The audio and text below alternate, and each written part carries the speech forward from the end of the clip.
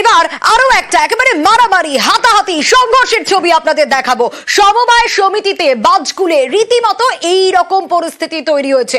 অভিযোগ তো অনেক কিছু রয়েছে, কিন্তু আগে দেখাই যে কি পরিস্থিতি তৈরি হয়েছিল। দেখুন।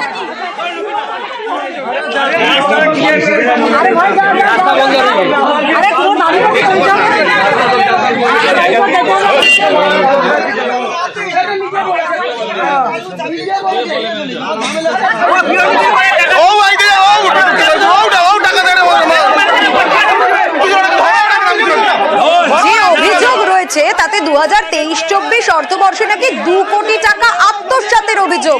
কার বিরুদ্ধে বা কাদের বিরুদ্ধে এই অভিযোগ, আরো বিস্তারিত সুজিত জানাতে পারবে। সুজিত, 2 কোটি টাকা আত্মসাতের অভিযোগ উঠছে, কার বিরুদ্ধে? গ্রাহকরা কি আদৌ টাকা পেয়েছেন? এরকম পরিস্থিতি কেন তৈরি হলো? গ্রাহকরা টাকা পায়নি এবং গ্রাহকরাই মূলত রাস্তায় নেমে বিক্ষোভ দেখাচ্ছেন এবং সেই যে দুর্নীতির বিরুদ্ধে গ্রাহকদের বিক্ষোভ, বাজকুল এলাকার ঘটনা এবং যেখানে গড়বাড়ি 2 নম্বর অঞ্চলের চম্পক রায়চক কৃষি উন্নয়ন সমিতি, যেটা সমবায় সমিতি, যেখানে দুর্নীতি সামনে আসছে। তুমি যেটা বললে 2 কোটি, তারও বেশি হতে পারে এমনটাই দাবি করছেন বা অভিযোগ করছেন স্থানীয় মানুষজন যারা টাকা জমা রেখেছিলেন। অবস্থা বেগতিক দেখে তারা যখন টাকা ফেরত দিতে গেছেন, সেখানে কিনা সমবায় সমিতি থেকে অভিযোগ টাকা ফেরতই দিতে পারছেন না। কেন দিতে পারছেন না সেই প্রশ্নের উত্তরও দিতে পারছেন না যারা কর্তৃপক্ষ বা যারা এই দায়িত্বে রয়েছে।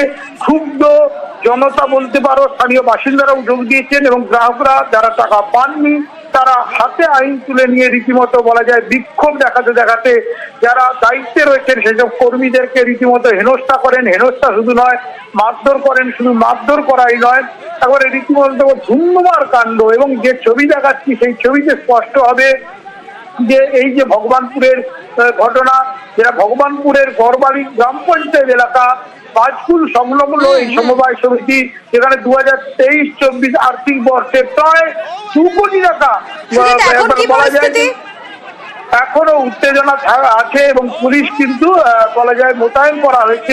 এখন পুলিশ মোতায়েন করতে হয়েছে, থমথমে পরিস্থিতি। বেশ, আমরা গরিব মানুষ, অল্প অল্প করে টাকা ওখানে জমাচ্ছিলাম।